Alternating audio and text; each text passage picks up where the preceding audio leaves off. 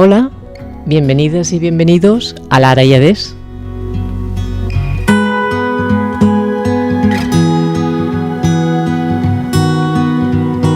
Pues para presentar al entrevistado de hoy voy a recordar la intervención del doctor Josep Maria Mallarac, especializado en biología ambientalista, que estuvo en la tercera jornada de diálogos entre medicinas organizado por la asociación GAS este año pasado, y él nos explicaba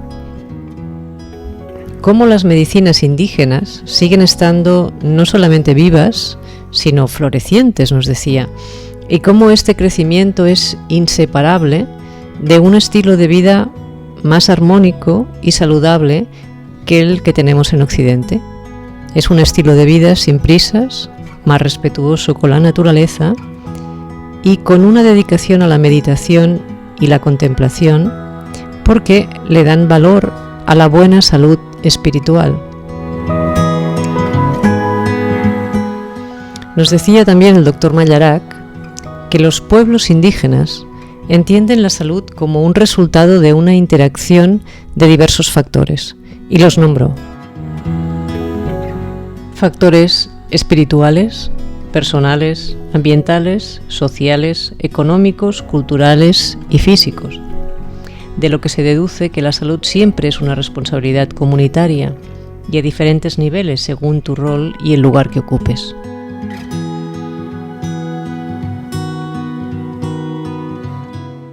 Durante su intervención, nos animó a tener en cuenta esta diversidad interconectada de los pueblos indígenas y a intentar utilizar su mirada integrativa, poniendo atención al conjunto y a las interrelaciones para que pudiéramos empezar, si no a liberarnos, sí a ser conscientes de nuestra percepción reduccionista y limitadora. Nos recordaba que Occidente representa el 25% de la población mundial y se queda con el 80% de los recursos del mundo.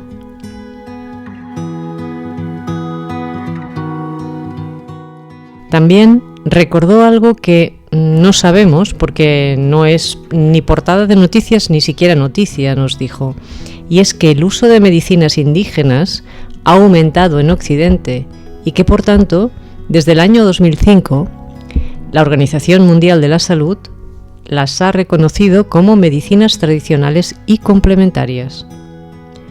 Medicinas que tienen una importancia mundial y que en muchos países las usan como primera opción.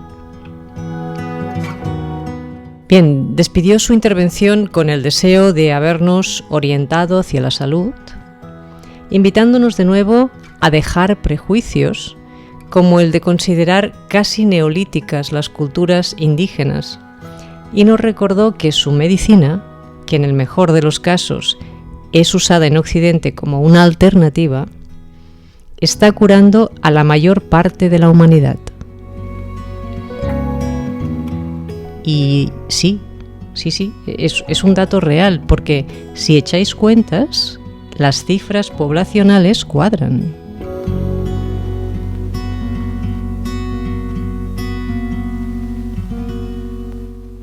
Pues hoy tenemos a Rosendo Gualima Padilla, que se formó desde una vocación misionera en filosofía, teología, pedagogía y antropología, y esto fue lo que le llevó al Perú durante una década en trabajo de misión junto al pueblo Asxéninca del río Ucayali, y allí desarrolló amplios y variados proyectos junto a las comunidades indígenas, proyectos de salud intercultural, proyectos de agua potable, apoyo y fomento a la educación de niños y jóvenes y también a la formación de líderes. Fue en estos años de caminar por la selva, nos comenta, junto a las comunidades indígenas, que profundiza en su camino espiritual desde su ser amazónico y su fe cristiana, a través del ministerio pastoral y la práctica de la medicina tradicional amazónica.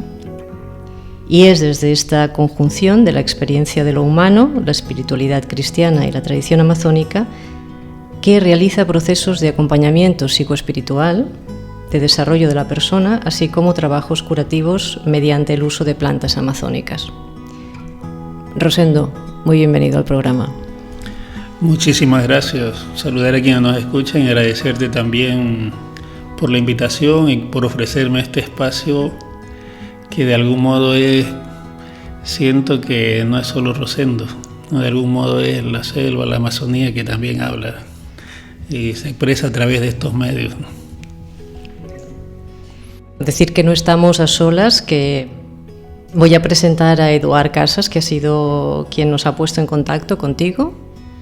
Eduard es educador social hace 30 años, es presidente del Grupo Associat pels Serveis de la Salut, GAS, está casado, es padre de 2 hijos, cristiano, interesado en las medicinas tradicionales aplicadas a las adicciones desde hace más de 20 años. Actualmente presta servicios a los ayuntamientos de Santa Coloma de Farners y Arbúcies, acompañando a personas con adicciones y a sus familias. Bienvenido, benvingut. Y a Caterina Molina, yo le he pedido que estuviera hoy aquí, que estuviera con nosotros, que nos acompañara y que participara en el programa. De hecho, Caterina, ella es doctora en Filología Catalana y ha sido profesora de comunicación en la Universidad Ramon Llull. Cuando nació este programa estábamos juntas y salió el programa de una conversación que tuvimos, ¿no? Entre otras carreras que no acabó del todo está la de medicina, y no la acabó pues porque consideró que había muchas cosas que no le cuadraban y se marchó. Tiene una visión muy crítica, le gusta mucho analizar y además tiene una experiencia espiritual muy profunda desde hace mucho tiempo, y por eso pues le he dicho que se viniera para aquí y que compartiera con nosotros la entrevista. Y aquí la tenemos. Gracias, Caterina, por acompañarnos. Muy bien. Rosendo, acabas de llegar de Francia, de un encuentro internacional al que has sido invitado y que ha estado dedicado al uso de plantas medicinales. Has compartido 4 días con 24 expertos más, tengo entendido, de España, Francia, Suiza, Bélgica, Perú y Chile. Y además has dado una conferencia sobre salud intercultural en la población ascénica del Perú. ¿Qué tal el encuentro? ¿Cómo ha ido? ¿Cómo te sientes? ¿Cómo te has sentido? Ha sido un encuentro muy interesante de muchos aspectos, enriquecedor a nivel personal. En principio, más allá de los métodos, de las prácticas, el poder encontrar personas de distintas latitudes que tienen esta conexión con las plantas, que trabajan con las plantas no solo desde sus propiedades químicas, ¿no?, sus principios activos, sino también desde una relación espiritual, considerando esta otra dimensión que en un continente, en otras partes del mundo donde se considera poco eso, que se mantenga en este tipo de experiencias, me parece genial. Dado que así, uno no está solo por allá, sino que parece que hay una realidad mayor que va más allá de lo cultural y en el que se comparte camino. Además, esto se habló también, se compartió experiencias vividas muy desde la fe. O sea, como desde la fe, lo espiritual, las plantas van siendo parte de procesos de sanación de la persona, no solo de salud física, que normalmente es donde se enfoca, física o mental, sino una sanación integral de la persona, incluyendo dimensiones, la dimensión espiritual, que suele ser olvidada, ¿no? Entonces, de compartir experiencias tan diversas, rostros diversos, con lo que significa rostro, experiencias diversas y además una lengua que me ha tocado ser éramos 2 personas quienes nos traducían el francés, que es el idioma del lugar, y la mayoría hablaba. Pasar por esa experiencia me hacía recordar a muchas personas que han llegado a la selva. En mi experiencia, llega a un mundo desconocido y desde transportarse, moverse, la alimentación es difícil. Entonces ha sido como transitar también aquello en lo que yo en otros momentos, en mi contexto, he acompañado, tener que pasarlo, el tema de la lengua, el tema de la comida, saber si como esto, si este es el orden, o como esta experiencia como muy humana también para mí es enriquecedora, ¿no? El hecho ya de salir de mi propio medio me permite como abrirme a ver que el mundo es más grande, las experiencias humanas diversas, y que bueno, todo eso también está cobijado dentro de un sentido espiritual, una experiencia espiritual de diversas personas, no solo mía. Básicamente es un poco... ¿Estás contento? Sí, no, maravilloso el lugar, y luego volver acá, compartir en familia con Edward, un poco conocer, me parece maravilloso. Creo que va siendo un tiempo de integrar muchos elementos dentro de mi propia vida, de mi propio proceso existencial, integrar elementos amazónicos dentro de la tradición amazónica, culturales, energéticos, espirituales, y también el encontrar esta otra dimensión espiritual cristiana, que al estar en estos lugares, al participar en la Eucaristía en un lugar específico de siglos, es como, bueno, por mi experiencia es sentir a través del cuerpo esta conexión que hay, más allá de lo cultural, de las prácticas, un sentido espiritual, ¿no? Pero no tan, eso también muy de lo concreto, de la familia, de unos valores, ¿no? Entonces eso como que me va haciendo mucho sentido, y veo que el estar acá de algún modo no es solo por el encuentro, sino porque dentro del proceso de la vida hacía falta pasar por aquí. Vale, tocaba, ¿no? Tocaba, sí. Bien. Estos días cuando conocía tu trayectoria y tu experiencia pensaba, varias veces me ha salido la pregunta, ¿quién es este hombre que tiene dones curativos, considerado un chamán entre los indígenas, y al que la Iglesia Católica lo ha puesto en una encrucijada, obligándole a escoger entre seguir siendo sacerdote claretiano, católico, o ser fiel a sus raíces amazónicas? Ahora nos lo explicas, pero ¿por qué crees que la Iglesia te ha puesto en una encrucijada? ¿Por qué no ha aceptado esta interreligiosidad? ¿Es que se han sentido comprometidos o amenazados por tus prácticas chamánicas de alguna manera? ¿Tanta diferencia hay entre la espiritualidad amazónica y la cristiana? Es una pregunta que tiene, bueno, incluye respuestas a distintos niveles, ¿no? Parece que hay una iglesia, hay una estructura general, y luego esta estructura general va siendo específica a través de cada institución. Y cada institución va manejando unos criterios en base a esa institución general, y es como el filtro.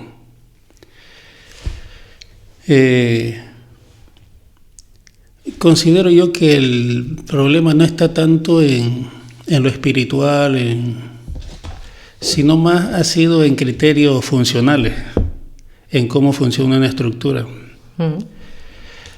cómo se lleva. Quizás un poco mi situación, no solo desde lo chamánico, desde el curandero, entro a una situación de cierto conflicto, ¿no? Sino es desde el planteamiento de llevar adelante una misión. O sea, hay un modelo que es muy tradicional de evangelización, el término que se utiliza dentro de la iglesia, que es el de llevar adelante una parroquia con todo el funcionamiento que eso tiene, la parte social, la parte ritual, etcétera, a la cual yo no me siento, mi vocación no está en función a una estructura. Y hay otra forma de llevar adelante la misión, que es como una misión más abierta, de salir, de ir a lugares como de periferia, podríamos decir, donde vivir el mensaje de Cristo. El detalle está en cómo vivir ese mensaje de Cristo, que se puede vivir en cualquier ámbito, incluso en un monasterio, donde es una vida hacia adentro de un convento con todo, ¿no? Pero en mi caso mi vocación es más de salir, de ir. Ahora, este salir implica, bueno, la vida religiosa como tal tiene una estructura y todo tiene que transcurrir dentro de esa estructura. No hay, porque lo que pasa en la estructura, normalmente lo que no se controla, pero eso es un funcionamiento, creo, del ser humano, lo que no se controla, lo que se ve, no se conoce, siempre es amenazante. Siempre amenaza, no solo dentro de la iglesia, en una estructura religiosa, lo que pasa de ciertos límites no se maneja, no se ve, entonces es peligroso.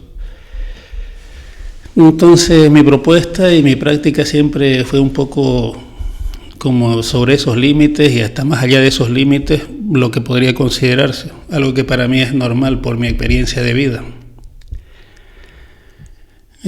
Para mí me ha sido difícil como mantenerme dentro de una estructura, dentro de unos límites, porque la experiencia que yo tengo es que la vida de una persona normal, sea en la ciudad, sea una comunidad indígena ya perdida, se hace en lo cotidiano, en su realidad.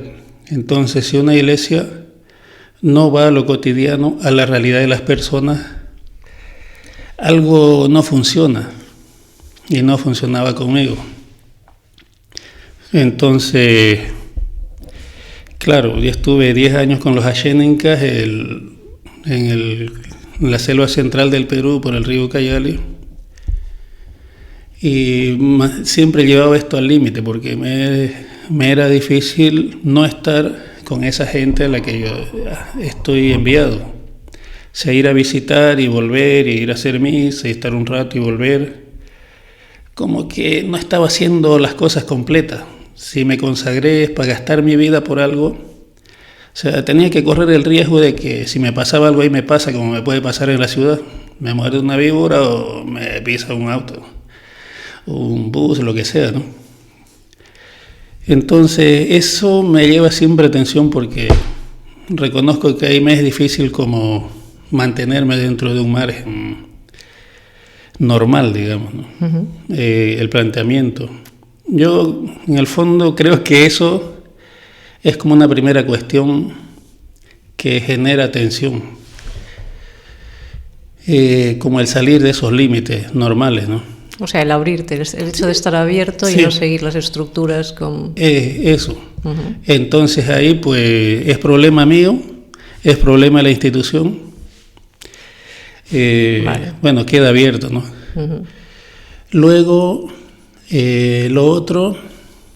la otra parte es que normalmente dentro de la iglesia en general, hablo del cristianismo, de otras tradiciones desconozco, pero nos creemos que somos los enviados, ¿no? Los mensajeros, como los que recibimos el mensaje y tenemos que llevarlo a otros pueblos, a otras culturas, un poco el sentido de evangelizar, ¿no?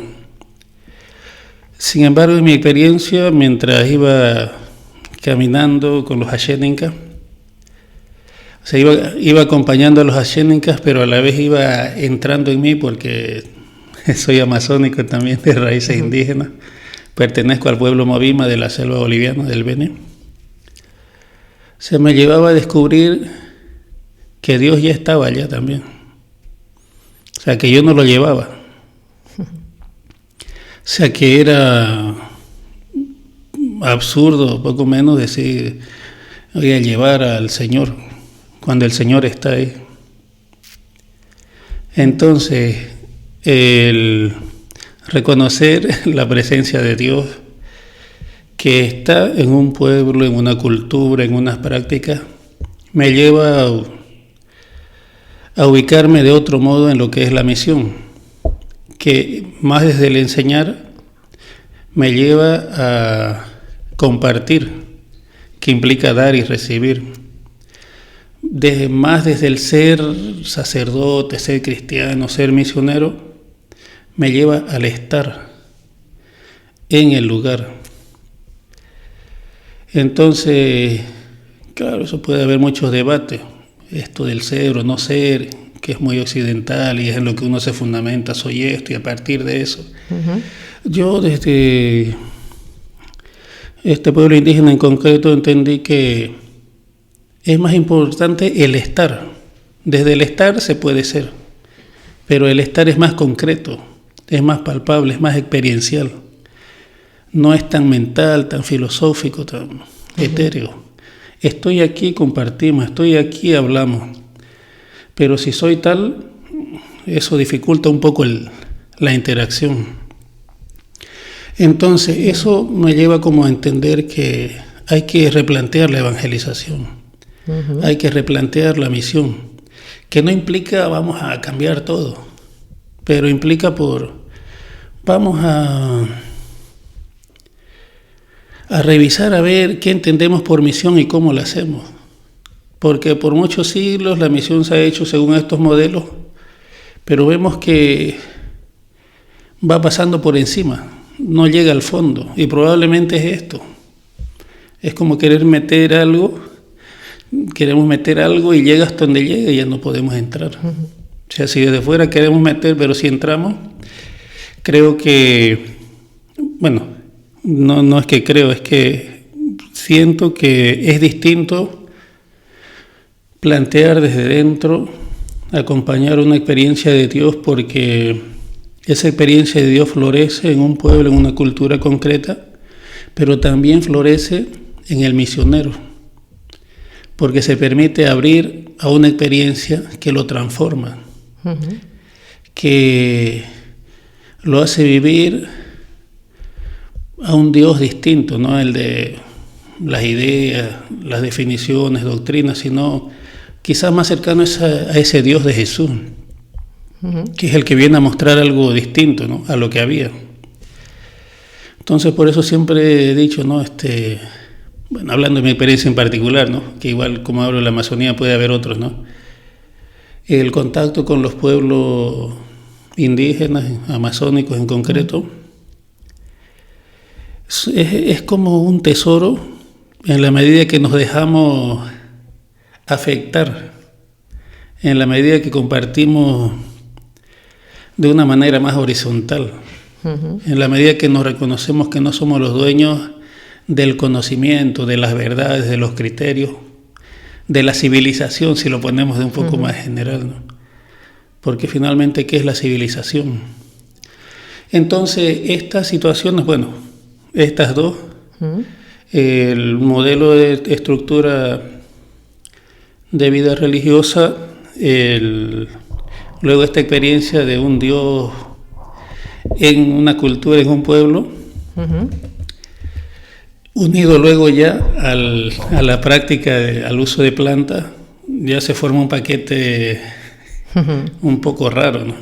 Para ellos. Claro, porque como parte de reconocer la presencia de algo sagrado, pero en realidad de Dios, en una cultura, y ver que hay unas formas propias de vivir su espiritualidad, una forma propia de entender que la salud no es solo un dolor de cabeza o un dolor de estómago, sino que puede haber un componente espiritual, puede haber un componente físico, o puede haber un componente energético, alteración simplemente. Y eso tienen formas propias de abordarlo, que incluso toman elementos católicos o cristianos, incluso de otros grupos religiosos cristianos, y los aplican dentro de su modo de vida. Entonces me voy dando cuenta de ello y digo, claro, aquí hay una comprensión de la espiritualidad, de un proceso de fe distinto al que puedo armar, al que yo tengo estructurado. Entonces la fe no es solo una práctica, no es vengo y me conecto a determinados momentos, digamos como en la práctica, a través del rito, sino que hay una apertura espiritual constante. Y esa apertura permite interactuar con la naturaleza, con la creación, que tiene vida.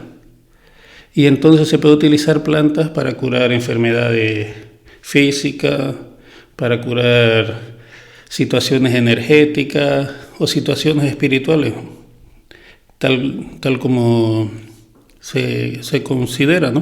Uh-huh. Entonces, ¿cómo puedo entender yo? O sea, ¿cómo puedo entrar a una cultura, a un pueblo, a donde soy enviado, si no transito por esas realidades más profundas? Si me quedo repitiendo ciertas cosas, por mucho sentido que tengan, no digo que no valgan, pero ¿cómo puedo transitar esas situaciones, estas realidades más profundas, para poder ayudar, digamos, yo digo, a que brille una espiritualidad, una fe mucho más consciente, pero en ese proceso también implica que yo que entro me transforme. Claro. Entonces, yo vi que a través del uso de plantas. No conocía mucho sobre el uso de plantas, pero entonces voy a entrar a ver cómo es eso, a explorar cómo se mueven desde esa realidad. Porque tú nunca habías usado plantas no, hasta que llegas allí. Ni plantas, ni ningún, bueno, a excepción del tabaco que desde el ejército y alguna vez fumaba, cigarrillo. Sí. Edu, me parece que nos quiere decir algo. ¿Puedes poner algún ejemplo de enfermedad espiritual o enfermedad que afecta al espíritu? Uh-huh.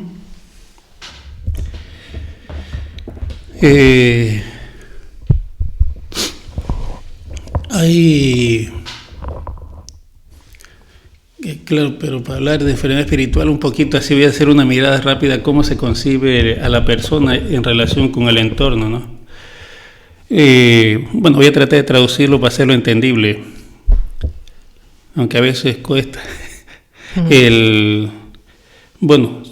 La persona es entendida como un cuerpo, tiene un alma y tiene un espíritu. Uh-huh. Entonces, el cuerpo puede enfermarse, una enfermedad natural de cualquier tipo que sea, una gripe, un resfrío, un cólico, en fin, el hígado, lo que venga, ¿no? A nivel, el alma es la que está como en interacción con toda la realidad sobrenatural. Las plantas tienen su espíritu, los bosques tienen su espíritu, hay como distintos grados de espíritus con los que se interrelacionan. Hay que mantener una relación de equilibrio con todos estos espíritus o seres de la naturaleza, con los que todo ser humano se interrelaciona aunque no sea consciente. Uh-huh.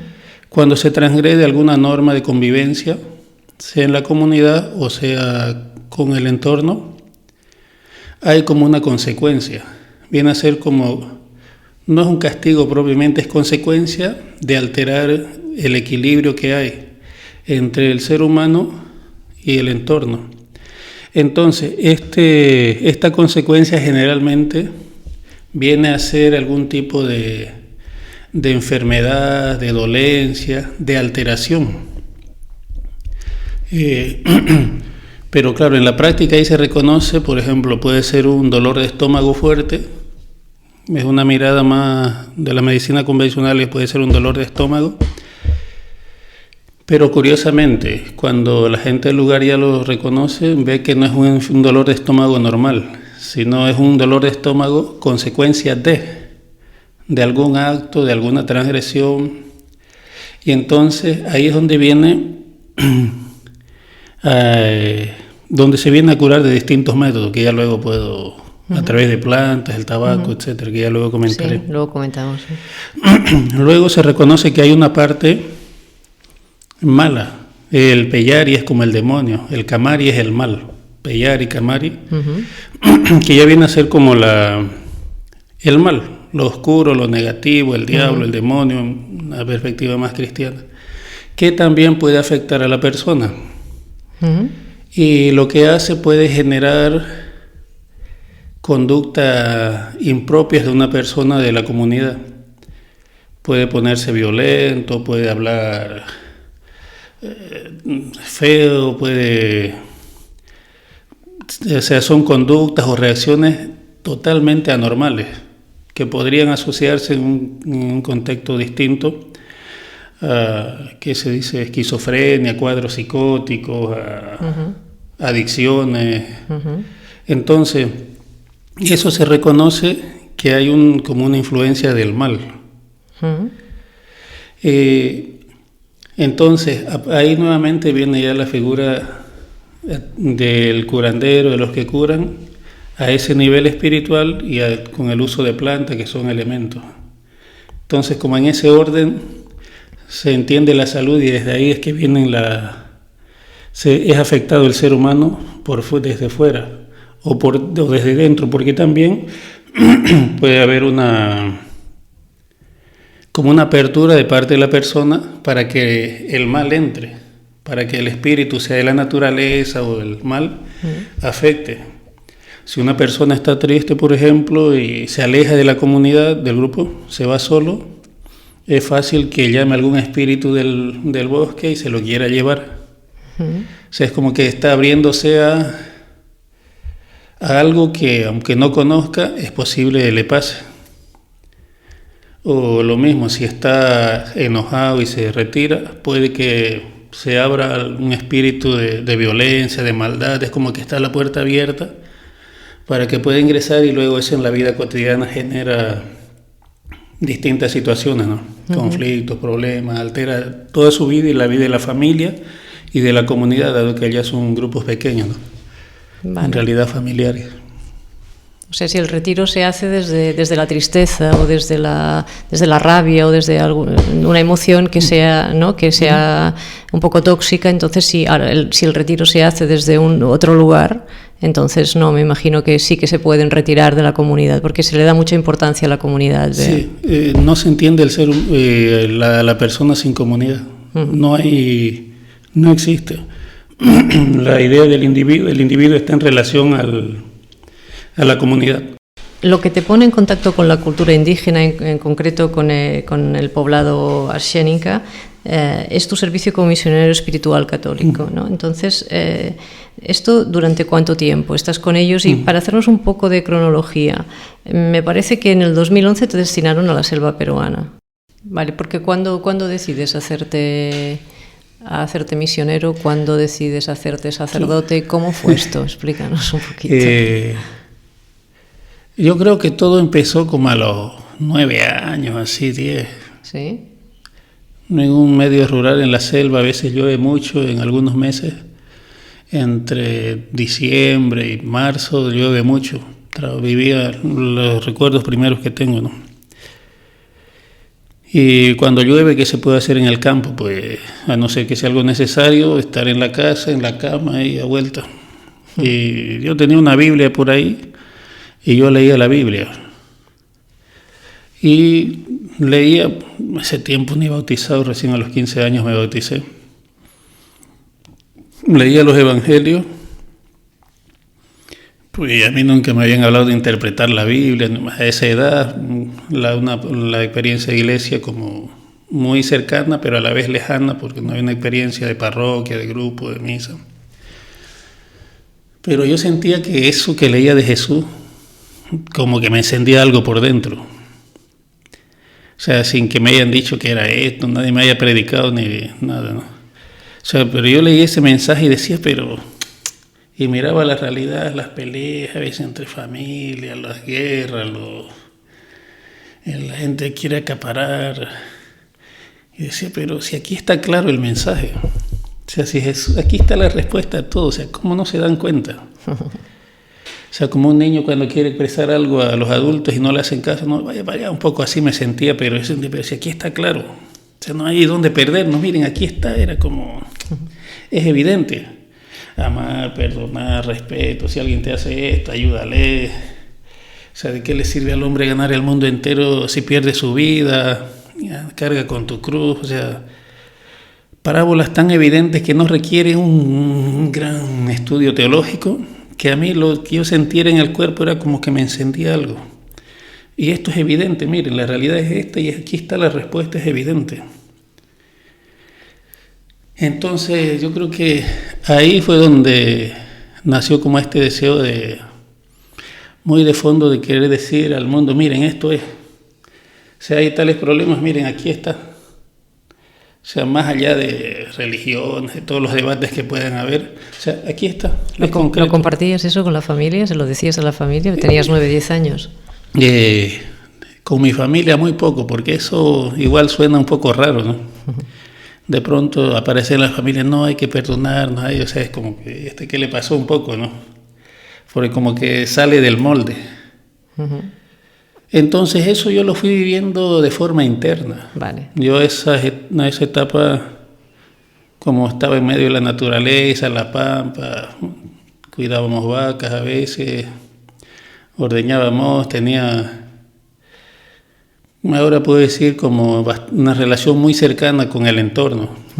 Hacía momentos de oración muy profunda, sin ser místico, porque creo que, bueno, en realidad eso es natural, creo, en las personas.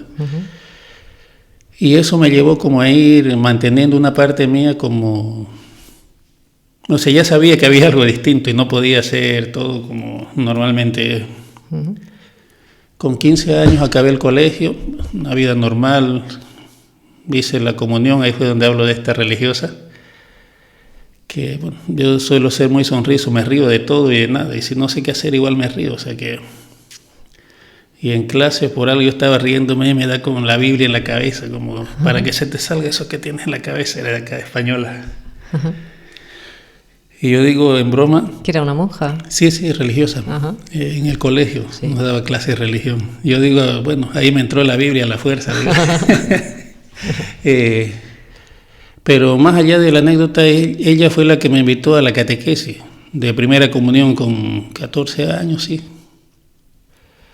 Con 14 años conocí la parroquia, vi que encontré los grupos juveniles y encontré la vida misionera como una posibilidad real y que respondía a mi expectativa, ¿no? Como dedicarme a anunciar el Evangelio. Porque en el fondo fue eso, anunciar el Evangelio. Y en mi parroquia, que la llevaban los claretianos, tenían el lema, anunciar la buena noticia a todo el mundo. Y bueno, en el medio pues es un poco difícil empezar a decir voy a ser sacerdote, uno joven y todo lo que eso implica normalmente, ¿no? Sí. Entonces yo me guardaba esa inquietud de ser religioso. Cuando acabé el colegio con 15 años,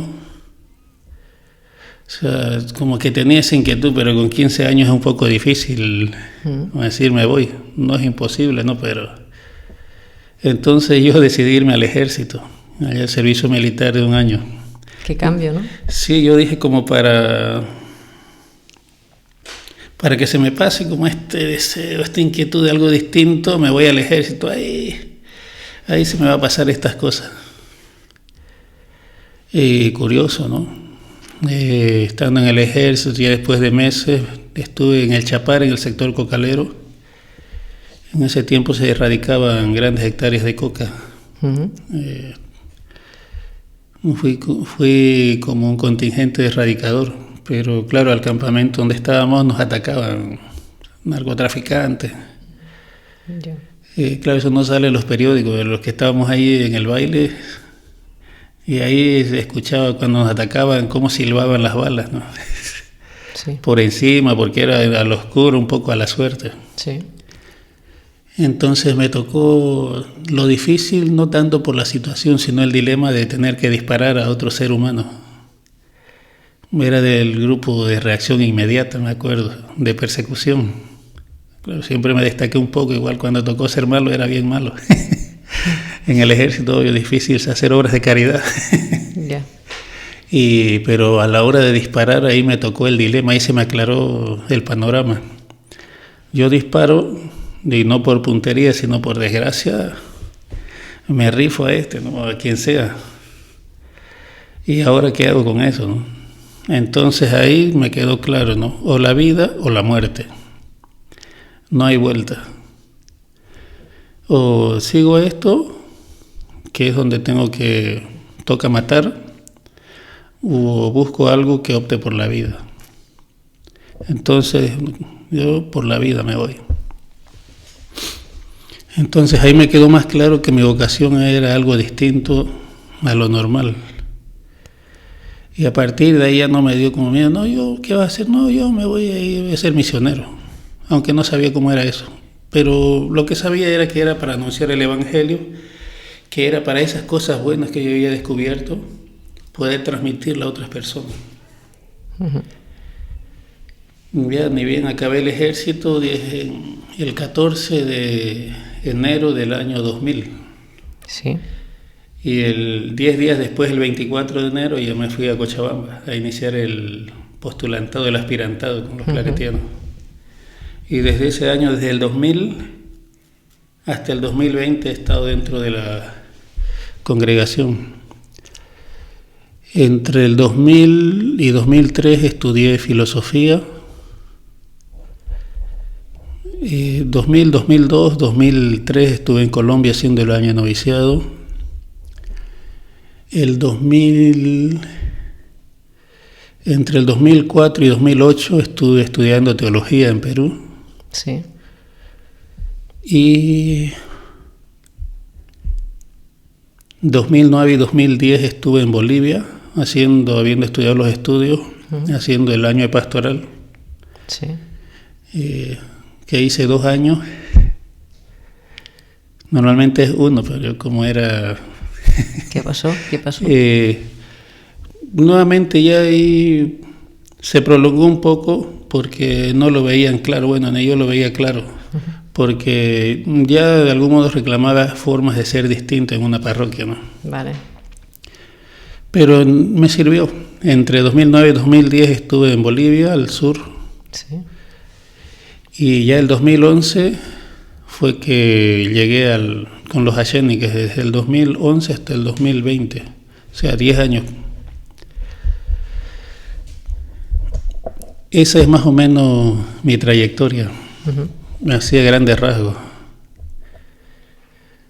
Desde el 2011 al 2020. Y claro, el 2020 salí con permiso, Sí. de ausencia se llama, Sí. como con licencia, hasta el fin del 2022. 2022. A inicio del 2022. Que ya recibí la dispensa del celibato. Vale, o sea que aquí te vas ya en el 2022. Sí.